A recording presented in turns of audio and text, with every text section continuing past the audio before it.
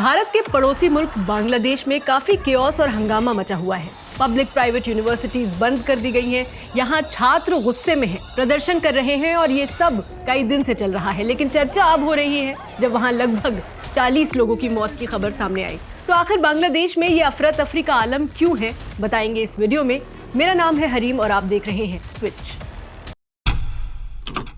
बांग्लादेश में जो हिंसा भड़की हुई है उसके मुख्य किरदार वहाँ के छात्र हैं। यहाँ के स्टूडेंट्स को नाराजगी इस बात से है कि उन्हें सरकारी नौकरी नहीं मिल रही है और उनका आरोप है कि इसकी बड़ी वजह बांग्लादेश का कोटा सिस्टम है। इससे पहले कि आपको कोटा सिस्टम की डिटेल समझाएं, आपको बता दें कि ये जो प्रदर्शन है ये बांग्लादेश हाईकोर्ट की 5 जून 2024 की एक रूलिंग के बाद शुरू हुआ, जिसमें बांग्लादेश हाईकोर्ट ने सरकारी नौकरी में फ्रीडम फाइटर्स और उनके डिसेंडेंट्स के लिए 30% कोटा वापस लागू करने का फैसला सुना दिया, जिसे 6 साल पहले 2018 में हटा दिया गया था। यानी 1 महीने से ज्यादा वक्त से बांग्लादेश में हल्का फुल्का केओस चल रहा था।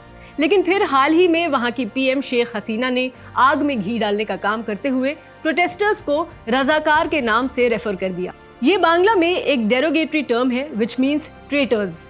इसी के बाद से ये प्रोटेस्ट्स और वायलेंट हो गए।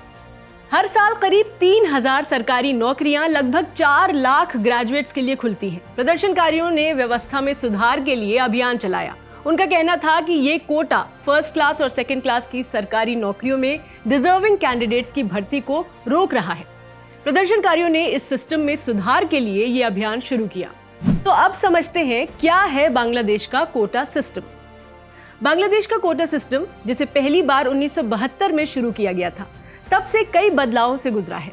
मौजूदा कोटा सिस्टम के तहत 56% गवर्नमेंट जॉब्स रिजर्व्ड हैं, जिनमें से 30% 1971 के फ्रीडम फाइटर्स और उनके डिसेंडेंट्स के लिए रिजर्व्ड है। 10% अंडर डेवलप्ड डिस्ट्रिक्ट्स के लिए है, 10% महिलाओं के लिए, 5% जातीय अल्पसंख्यक समूहों के लिए और 1% विकलांग लोगों के लिए रिजर्व्ड है। फ्रीडम फाइटर्स के कोटा का हिस्टोरिकल रेफरेंस भी समझ लीजिए।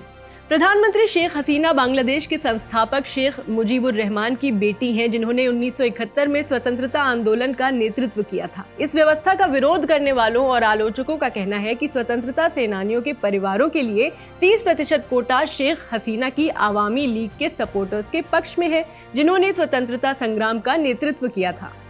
बांग्लादेश में रह रहे भारतीय नागरिक सुरक्षित हैं। भारत ने बांग्लादेश में रह रहे अपने नागरिकों को सलाह दी है कि वो वहां चल रहे विरोध प्रदर्शन के मद्देनजर यात्रा से बचें और अपनी आवाजाही मिनिमम रखें। भारतीय उच्च आयोग ने कहा कि बांग्लादेश में रहने वाले भारतीय समुदाय के सदस्यों और छात्रों को यात्रा से बचना चाहिए और अपने घर से बाहर कम से कम आना जाना चाहिए। उच्च आयोग की वेबसाइट के मुताबिक बांग्लादेश में लगभग 7000 भारतीय रहते हैं। बहरहाल आरक्षण का जो कॉन्सेप्ट है वो जहां भी शुरू किया गया था, फाइनेंशियली वीकर सेक्शंस के लिए शुरू किया गया था, या उनके लिए जिनको अपॉर्चुनिटीज नहीं मिलती।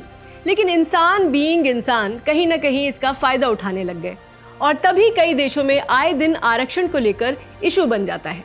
तो इसमें कौन सही कौन गलत कहना या समझना मुश्किल है। आपकी मामले पर क्या राय है, कमेंट में बताएं और स्विच को सब्सक्राइब करते जाएं।